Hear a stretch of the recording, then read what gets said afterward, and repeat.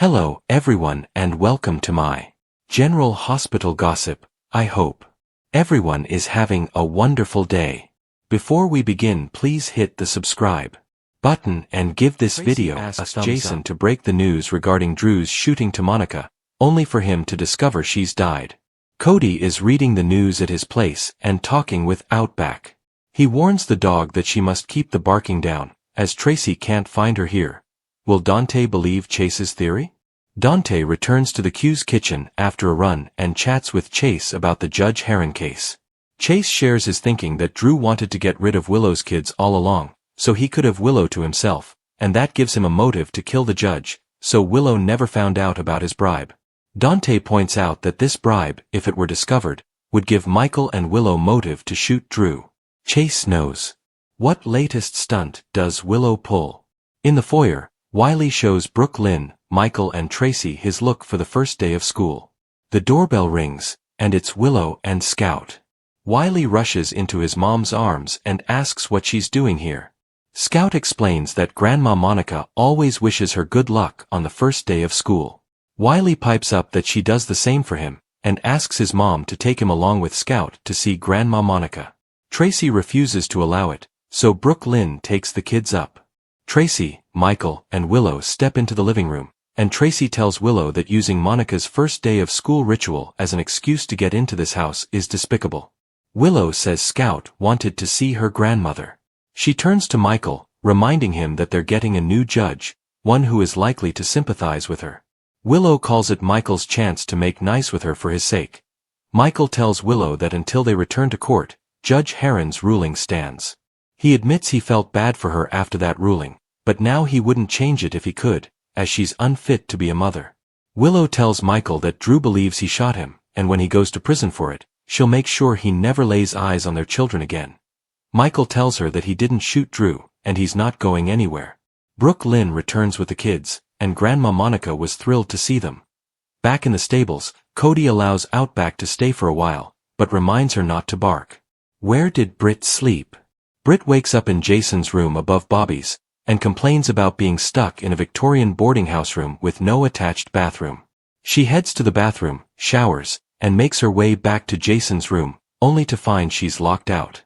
She screams out of frustration. Jason sits at the counter at Bobby's, as Carly calls him.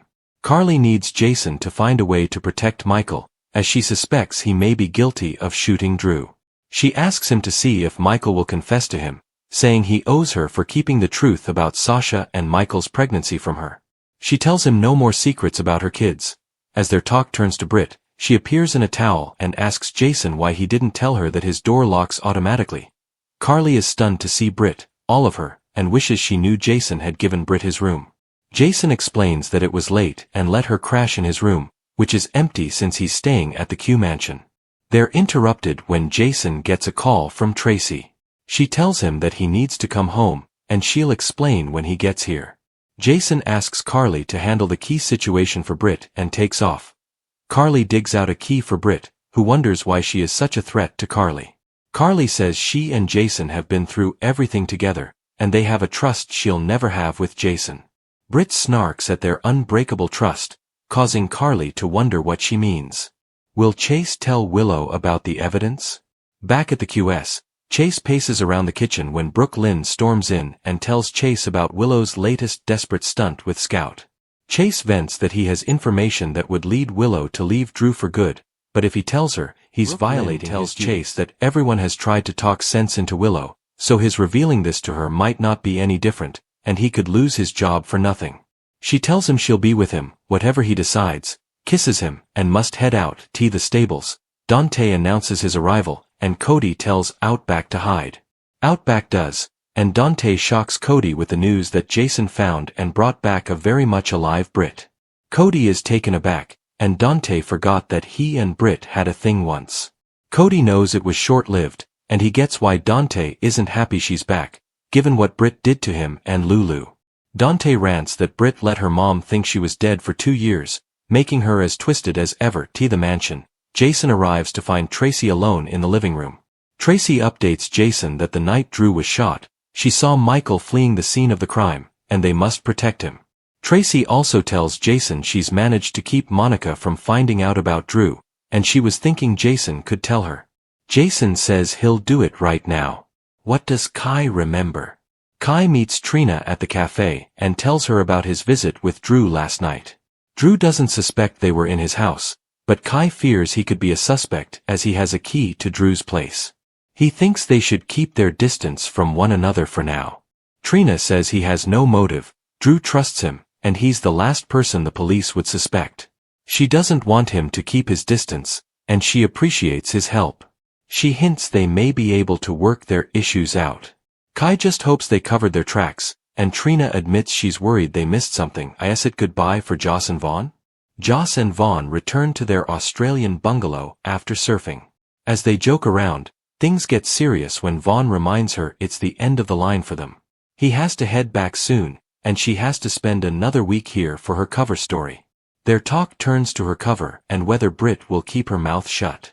If she talks, Vaughn says Brennan would likely relocate Joss to another college town where she's needed, and they likely wouldn't see each other again, which Vaughn notes might be for the best. They agree this isn't going to be easy. I end the show's final moments. Willow sneaks back around to the QS kitchen and thinks about the fight she and Michael had about his going to jail.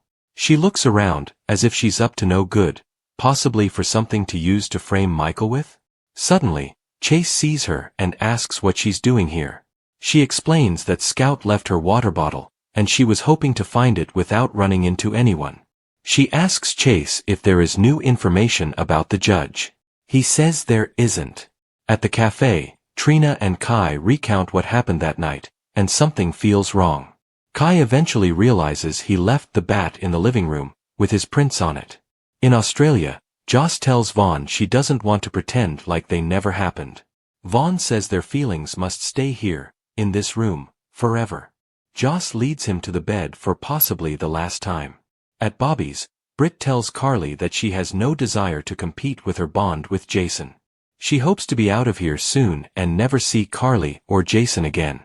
Britt heads up to her room. In the stables, Dante continues ranting about Britt, as Cody remains unsettled at the idea that Britt's alive again. Dante doesn't understand why Jason would bring Britt back. Finally, in the mansion, Tracy is on the phone with security, scolding them for allowing Willow onto the property. Jason returns with red eyes and his head hanging low. Jason tells Tracy that Monica perpetually defined by drama and unexpected turns, a new chapter of heartbreak has been written, one so deeply tragic it has left the community in a state of collective shock. What began as a grim but necessary mission to deliver devastating news culminated in a discovery that has shaken Port Charles to its very core. The story begins with the shooting of Drew Kane, a seismic event that sent ripples of fear and uncertainty through the lives of many, none more so than his family. As Drew fought for his life in a Port Charles hospital, the responsibility fell upon others to manage the fallout. Among them was Tracy Quartermaine, a woman whose stoic exterior often belied a calculating mind. Having been at odds with the Spencer family for years, Tracy found herself in a uniquely complicated position. She knew the news of Drew's shooting would be a crushing blow to Monica Quartermaine, the matriarch of the family and a pillar of the community. Monica's health had been a concern for some time, and Tracy feared the shock could be too much for her to bear. In a move that surprised everyone, Tracy turned to Jason Morgan, the one man in town whose presence could command both respect and a certain kind of hushed dread. Jason, a man of few words and a reputation built on both loyalty and danger, was the last person one would expect Tracy to trust with a delicate task. Yet, Tracy's logic was brutally simple. Jason was pragmatic. He was an emotionless messenger, a man who could deliver the worst news without breaking down himself. He would get the job done, and he would do it with a cold efficiency that Tracy admired. Jason. Tracy's voice had been clipped and precise, echoing in the cavernous foyer of the Quartermaine mansion. I need you to do something for me. Something no one else can. Jason had looked at her, his expression a familiar blank slate. What is it? It's about Drew, she had said, the name hanging in the air like a stone. He was shot. He's stable for now. But Monica, she can't handle this from a doctor. Or from me. She needs it told to her in a way that's solid. You have to tell her. She trusts you, in a way she doesn't trust anyone else in this house right now. You're the one person who can tell her without her breaking down completely." Jason had hesitated. The request was unusual, even for the twisted world of Port Charles. But he understood. The Courtemain family was a fractured mosaic of alliances and old resentments. Monica, for all her strength, was also vulnerable. She was a mother, a grandmother, a doctor who had seen too much heartache. Jason, for all his dark history, was also family. He was the one link that tied the past to the present, a silent guardian who, for all his faults, held an unwavering loyalty to those he considered his own. He nodded once, a single, decisive motion. "I'll go." The drive to Monica's home felt longer than it should have. Jason's mind, typically a fortress of discipline, was uncharacteristically crowded. He replayed Tracy's words, turning them over and over. He thought of Monica, of her unwavering strength in the face of countless tragedies. He remembered the look in her eyes after Alan's death, after Emily's. He knew he was walking into a minefield of emotion, and for a man who prided himself on his control, the prospect was unsettling. He wasn't a grief counselor. He was a fixer. But this wasn't something he could fix. He could only deliver the truth, like a bullet he couldn't stop. As he pulled up to the familiar, sprawling house, a sense of foreboding settled over him. The windows were dark. The silence was absolute. He knocked on the heavy oak door, but there was no answer. He tried again, a little louder this time, his knuckles rapping a rhythmic, hollow beat against the wood. Still nothing. A knot of unease tightened in his stomach. This wasn't right. Monica was always home, always working, always bustling around the house she had called home for so many years. He tried the doorknob. To his surprise, it was unlocked. A quiet sense of dread washed over him. Jason, always on high alert, slipped inside, his hand instinctively going to his back. The air was cold, stale. The house was silent, a profound, unbreathing silence that was unnerving. "Monica!" he called out, his voice a low rumble that was swallowed by the emptiness of the foyer. He moved through the living room, the furniture shrouded in shadows, towards the heart of the house. He found her in the study, a room where she spent countless hours working, thinking, and grieving.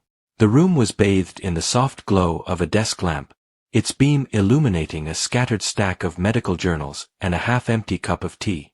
Monica was sitting in her favorite armchair, her head resting against the back of the chair, her hands folded peacefully in her lap. Jason's heart, a muscle conditioned for crisis, skipped a beat. A wave of profound relief washed over him. She was just sleeping. Of course. The stress, the exhaustion of the past few days, it must have finally caught up with her. He took a tentative step forward, ready to gently rouse her and deliver the news about Drew. "Monica," he said softly, a rare note of tenderness in his voice. "Monica, wake up." But she didn't stir. Her face was serene, but it held a stillness that was unlike sleep. There was no gentle rise and fall of her chest, no faint sound of her breathing. A chilling certainty, a terrifying knowledge, began to creep into Jason's consciousness. He moved closer, his gaze fixed on her face. Her skin was a pale, waxy white, and her lips were tinged with a faint blue. The color of life had been drained from her. He reached out, his hand shaking slightly, and placed 2 fingers against the side of her neck. Nothing. No pulse. Not even a faint flutter. He checked her wrist, a familiar routine from years of living on the edge, of seeing life extinguished in the blink of an eye. The result was the same. Silence. Cold, absolute. Jason Morgan, the man who had faced down countless enemies, who had stared into the abyss of violence and betrayal without blinking, felt his world tilt on its axis. He stumbled back, his mind reeling. He had come here to deliver news of a tragedy, a near tragedy, to a woman he respected and cared for. He had come here to talk about Drew's shooting. But the universe, in a cruel and poetic twist, had already delivered a far more devastating blow. She was gone. Monica Courtemain, the unwavering heart of her family, the sharp-witted doctor, the mother who had buried too many children, was dead. Not from a gunshot. Not from a car bomb. But in her sleep, peacefully, in the quiet of her own home. A silent tragedy that eclipsed the violence of Drew's shooting. Jason knelt by her side, the floorboards cold beneath his knees. He ran a hand through his hair, a rare gesture of distress. The stillness of the room was overwhelming. He had seen so much death, so much destruction. But this was different. This was a quiet, unassuming end to a life that had been anything but. He thought of Tracy. She had sent him here to break news, to be the messenger of bad tidings. The irony was a bitter taste in his mouth. He was here to break the news about Drew, but the only news to be broken was the fact that there was no one left to tell. The news had died with her. He pulled out his phone, his thumb hovering over the dial pad. Who did he call? Tracy? The police? A doctor? It all seemed so hollow. The world outside was still spinning, ignorant of the fact that a light had just gone out in this very room. He thought of all the times he and Monica had shared a quiet moment, a knowing glance. He thought of her strength, her resilience, her unwavering love for her children, even the ones who had strayed. He thought of her pride, her fierce loyalty, her sharp tongue and her warmer-than-warm heart. She was a woman who was a paradox of toughness and deep feeling, and now she was just still. He looked at the peaceful expression on her face. There was no pain, no suffering. It was the face of a woman who had finally found rest. He took a deep breath, the cold air filling his lungs, and felt a profound sense of loss. It was not the kind of loss he was used to. It was not violent or angry. It was just final. He stood up, his movements stiff, and made his way to the front door. He had to make the call. He had to tell someone. The Courtemain family was already reeling from one tragedy. Now, they were about to be hit with another, far more devastating blow. He walked out into the cold night, the world still unaware of the secret he carried, the terrible news he was sent to deliver that had been rendered obsolete by an even greater one. The stars were out, oblivious to the human grief and sorrow unfolding below. The silence of the night was a stark contrast to the emotional maelstrom raging inside him. The city of Port Charles, which had always prided itself on its resilience, was about to be put to the ultimate test. It had survived bombings, mob wars, and countless heartbreaks. But the death of Monica Courtemain, the quiet, unexpected passing of its matriarch, was a tragedy that would leave a void that could never be filled. And Jason Morgan, the man who had been sent to deliver the news, was the one left to pick up the pieces, to be the bearer of a truth so heavy, it threatened to break him. The news would spread like wildfire. The headlines would scream of the twin tragedies. Drew's shooting. Monica's death. Two blows, delivered in quick succession, leaving a city in mourning. But for Jason, it was more than just news. It was a personal loss. A final reminder of the fragile nature of life, and the cruel irony of a world where one's mission to deliver one piece of bad news could be rendered meaningless by a far greater, and far more tragic, truth. The silence in that room was more deafening than any explosion, and the peaceful stillness on Monica's face was more unsettling than any violence he had ever witnessed. It was the quiet death of a legend, a final chapter written in the quiet of her own study, forever changing the story of Port Charles. Ryan Pavy's first airdate confirmed. New video previews Nathan's return. General Hospital, GH spoilers reveal that Ryan Pavy's, Nathan West, first airdate has been confirmed thanks to a new video that previews the actor's big comeback. Let's talk about this exciting return and all the excitement surrounding it. On social media, GH released a fun clip of Ryan Pavy chatting with Finola Hughes, Anna Devane, outside the studio. In that video, Hughes pretends to be surprised over her encounter with Pavy, who insists he works there. After Hughes points out that Pavy left the show, he replies that he came back and confirms that he's been studying lines from the script in his hands. Hughes then asks when Pavy is on, so he reveals that his first airdate is Friday, September 19th. Despite Hughes' attempt to get answers about who Pavy's playing, he stays tight-lipped about that in the video. "I can't tell you that. It's a secret. Shoo," Pavy teases as the clip wraps up. However, we know from GH spoilers that Anna will investigate Nathan's return along with Brits and suspect there's a Caesar Faison, Anders Hove, trail to follow. Fall preview info points to plenty of questions swirling around Nathan's survival, so he'll at least appear to be Nathan for now. Of course, that could change depending on what twists the show might have in the works, so we'll bring you updates on any major curveballs. In the meantime, Lulu Spencer, Alexa Havens Bruning, seems poised to get the shock of her life when she helps an accident victim.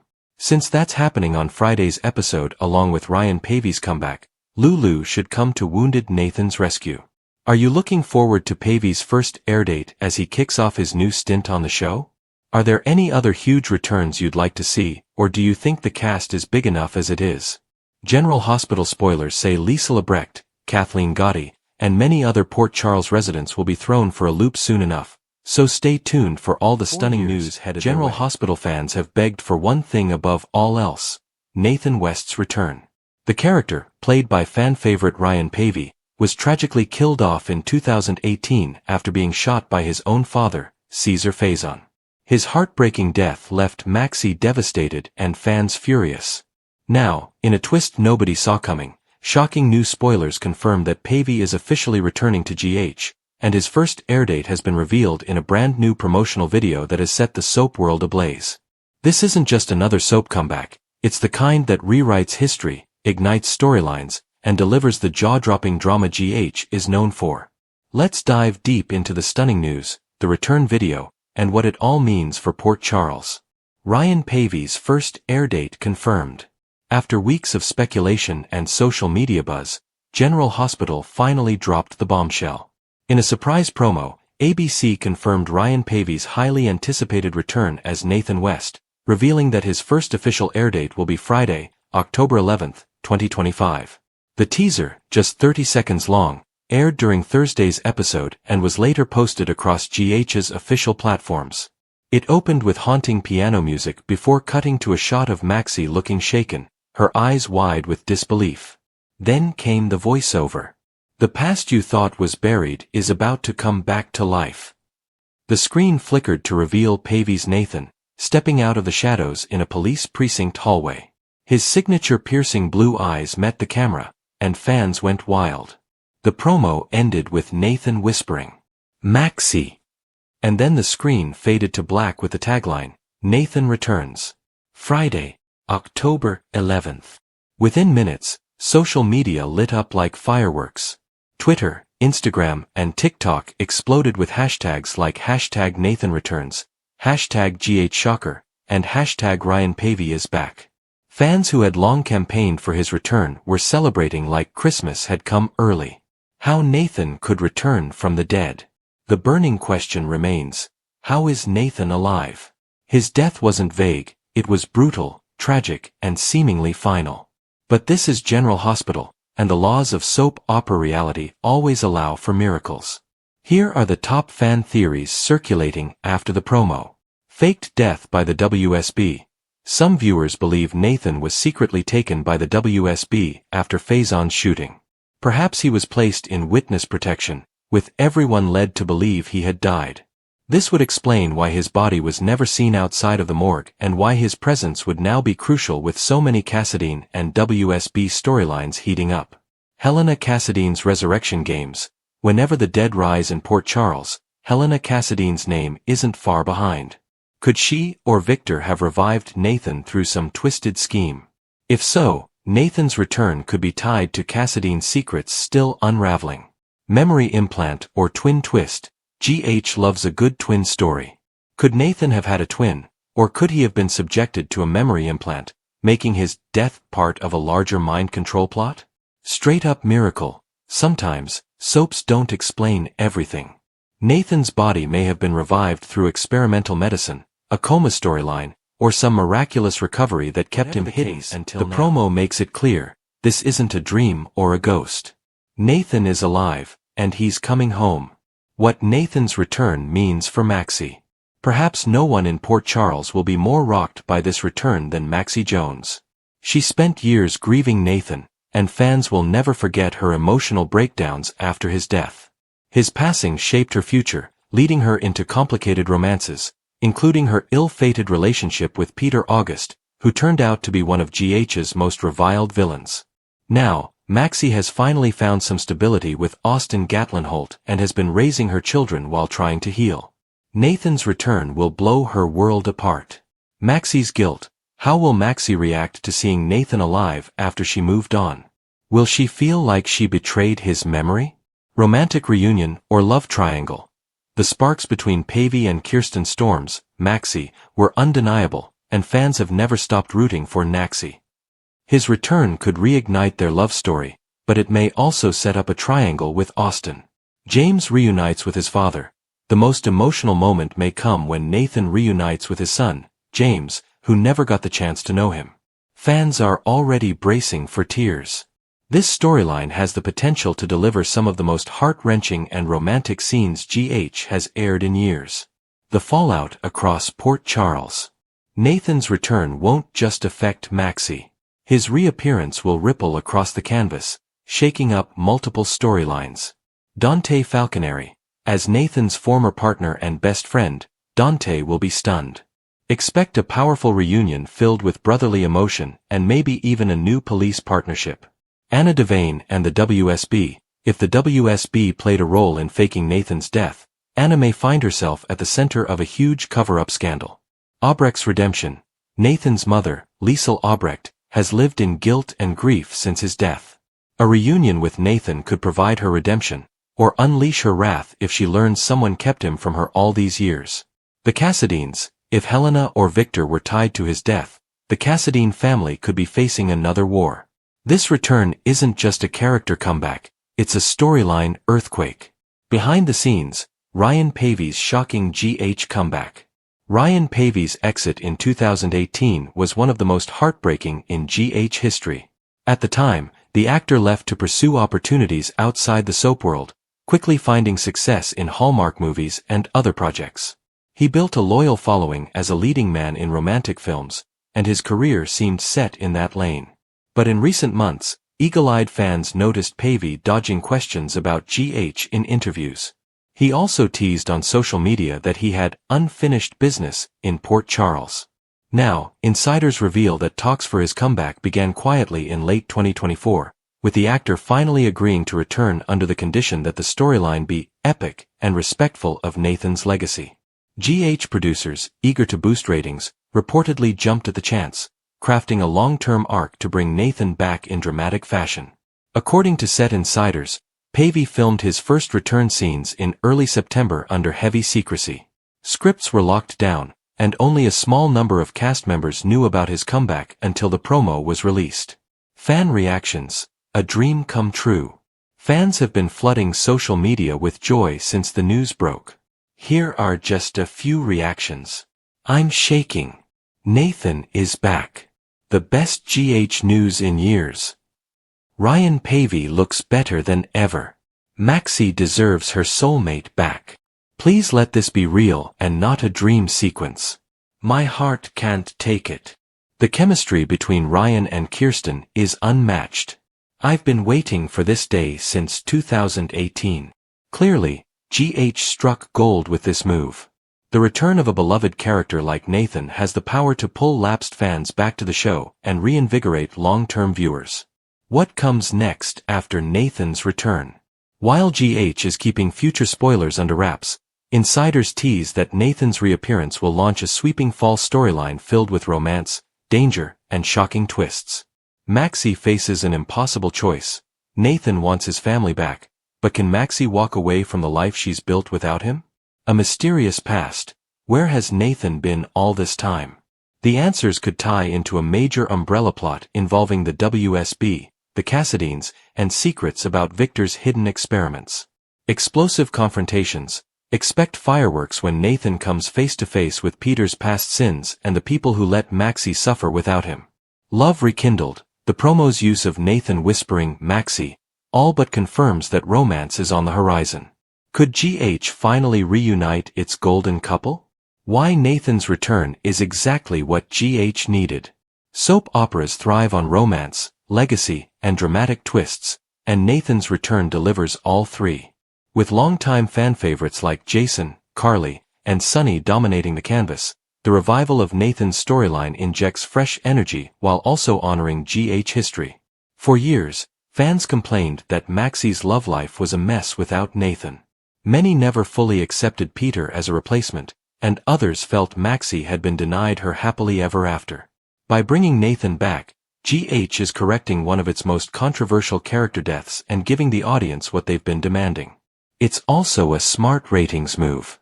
Returns like this generate buzz, trend on social media, and bring viewers back to daytime TV. Just as Steve Burton's returns as Jason always sparked excitement, Ryan Paevey's comeback could become one of the biggest soap moments of the decade. Final thoughts. The confirmation of Ryan Paevey's return as Nathan West isn't just shocking news, it's a dream fulfilled for General Hospital fans who have waited years for this moment.